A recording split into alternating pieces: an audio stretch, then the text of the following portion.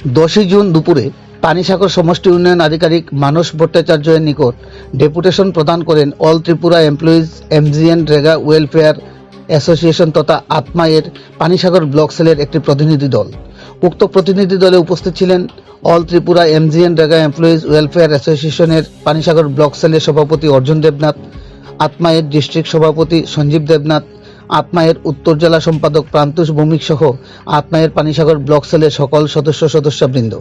Deputation প্রদানকারী দলটি জানান, বিগত 2007 সাল থেকে রেগা প্রকল্পে নিয়োজিত রেগা শ্রমিকেরা গোটা রাজ্য জুড়ে নিয়ম নিষ্ঠার সাথে নিরলসভাবে দক্ষতার সহিত কর্ম করে আসছে।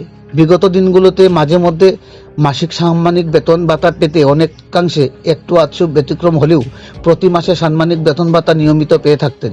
কিন্তু ইদানিংকালে বিগত 2 মাস অবধি সমগ্র রাজ্য জুড়ে সকল অংশের রেগা শ্রমিকেরা মাসিক সাম্মানিক ভাতা থেকে বঞ্চিত হয়ে রয়েছেন। অথচ বেতন ভাতা থেকে বঞ্চিত হয়েও নিয়মিত সরকারি কর্মচারীদের সাথে সঙ্গতি রেখে নিরলসভাবে নিয়ম নীতি মেনে কর্ম করে আসছেন।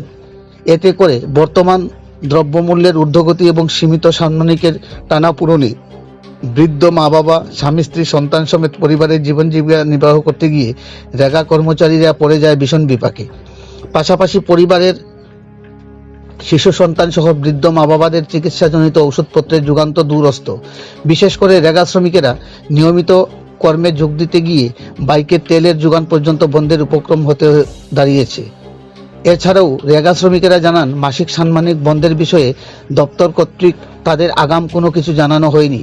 এমত অবস্থায় all Tripura MGNREGA employees welfare association Panisagar block সেলের পক্ষ থেকে সমস্ত স্তরের চুক্তিবদ্ধ রেগা কর্মচারীদের অবিলম্বে চাকুরিতে যোগদান করার দিন তারিখ থেকে নিয়মিতকরণ কার্যকর করা এবং অন্যান্য সরকারি কর্মচারীদের নিয়ে নির্দিষ্ট সময় মতো বেতন প্রদানের দাবিতে ডেপুটেশন প্রদান করেন।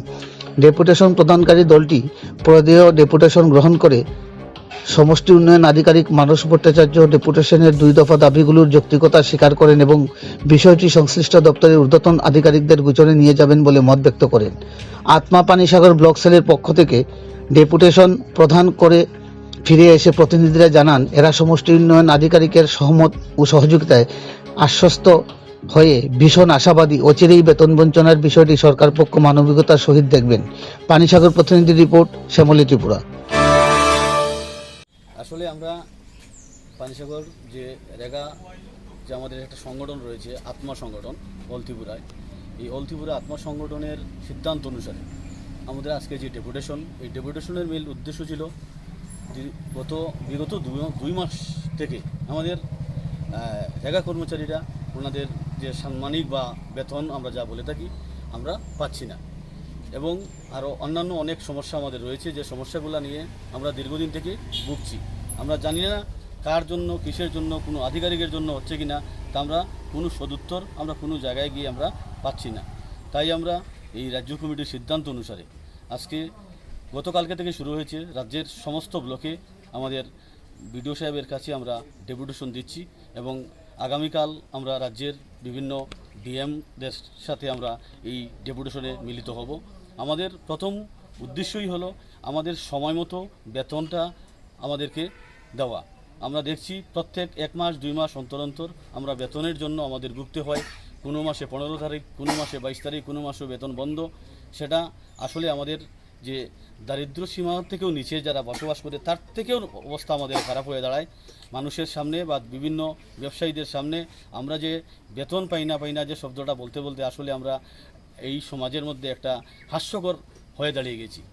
এই জায়গায় দাঁড়িয়ে আমরা মনে করি আমাদের যে সমস্ত ঊর্ধ্বতন আধিকারিকরা রয়েছেন ওনাদেরও কিছু ব্যর্থতা রয়েছে, ওনাদেরও সদিচ্ছার অভাব রয়েছে আমরা মনে করি।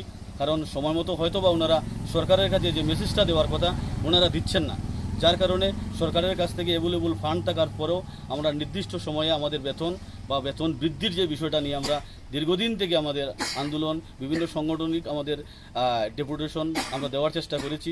আমরা সম্মেলন করেছি, সম্মেলনে বিভিন্ন আমাদের রাজ্যের মাননীয় মন্ত্রী থেকে শুরু করে বিধায়কগণ উপস্থিত ছিলেন, কিন্তু দেখা যায় ওনারা কিন্তু আসলে আমাদের বিষয়টা বেশি কিছু জানেনই না। এর মানে আমরা পরিষ্কারভাবে বুঝতে পারি ওই সমস্ত আধিকারিকরা আমাদেরকে কিন্তু শুধু ব্যবহার করছেন, আইনের ভিতরে রাখার চেষ্টা করছেন, কিন্তু আমাদের যে সংসার, আমাদের যে প্রত্যেকের সংসারে 5 জন বা 6 জন সদস্য রয়েছে, তাদেরকে আমাদের প্রতিপালনের জন্য আমাদের যে ন্যূনতম বেতনের প্রয়োজন, সেটা কিন্তু তারা কতটুকু এই বিষয়ে তারা সচেতন রয়েছেন আমরা বড় অবাক বা হতাশার সহিত বলতে হয়। তার জন্য আমাদের আজকের এই ডেপুটেশন, এই আগামীকালকে ডেপুটেশন থেকে যদি আমাদের এই সমস্ত দাবি দাবা না পূরণ হয়, তাহলে আগামী দিনে আমরা রাজ্য কমিটির সিদ্ধান্ত অনুসারে হয়তোবা আমরা চিফ সেক্রেটারি এবং রাজ্যের মাননীয় মুখ্যমন্ত্রীর সাথে দেখা করার জন্য আমরা অবশ্যই চেষ্টা করব। ধন্যবাদ। আজকে যে ডেপুটেশন প্রদান করলেন বিডিও মহোদয়, আপনাকে কি আশ্বাস দিল আপনাদের? আসলে আমাদের বিডিও স্যারের যিনি বলছেন যে আসলে এই বিষয়টা ওনারাও জানেন, কিন্তু ওনাদের ক্ষমতার বাইরে উনি যা কিছু করার আমাদের যে ডেপুটেশনের আমরা প্রতিলিপিটা দিয়েছি, উনি ওনার ঊর্ধ্বতন কর্তৃপক্ষের কাছে পাঠিয়ে দেবেন, এতটুকু। অথচ উনি সহনশীল বলছেন যে হ্যাঁ আমি জানি তোমাদের জন্য সহানুভূতিশীল, তোমরা বেতন পাচ্ছ না, তোমরা কাজ করছো, কিন্তু আমরা এই বিষয়ে শুনে আমরা আনন্দিত হতে পারছি না, আবার দুঃখিত হতে পারছি না। কারণ আমরাও জানি স্যারের ক্ষমতা একটা হয়তো নির্দিষ্ট ক্ষমতার মধ্যে রয়েছে, উনি ইচ্ছা করলে আমাদেরকে বেতন প্রদান করতে পারবেন না, কিন্তু তারপরেও আমরা কিন্তু কাজের চাপ আমাদের কাছ থেকে কিন্তু ওনারা সরাচ্ছেন না।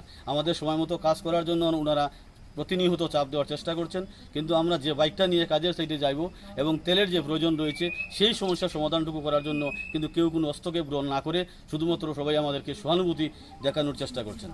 এই বেতন বঞ্চনা কি শুধু পানিসাগর ব্লকেই নাকি সমগ্র রাজ্যে? আমাদের সমস্ত রাজ্যের মধ্যে বিগত 2 মাস থেকে আমরা বেতন থেকে বঞ্চিত হচ্ছি, আর জানি না আমরা আগামী দিনে কবে বেতন পাবো। এবং এই বিষয় নিয়ে কোনো কর্তৃপক্ষ কোনো কিছু বলতে পারেন না। কেউ বলেন টেকনিক্যাল প্রবলেম, কেউ বলেন ফান্ড শর্টেজ, মানে যে যেভাবে কথা বলার চেষ্টা করেন, আসলে আমাদের যে অভিভাবক কে রয়েছেন আমরা জানি না। কেউ বলে আমাদের গভর্নমেন্ট, সেন্ট্রাল গভর্নমেন্ট, কেউ বলছে আমাদের আরডি ডিপার্টমেন্ট, কেউ বলছে আমরা পঞ্চায়েত ডিপার্টমেন্টের। আসলে কোনো ডিপার্টমেন্টেই গিয়ে আমরা যে খাদের সন্তান, আমরা যে খাদের কাজ করছি আমরা কেউ জানি না।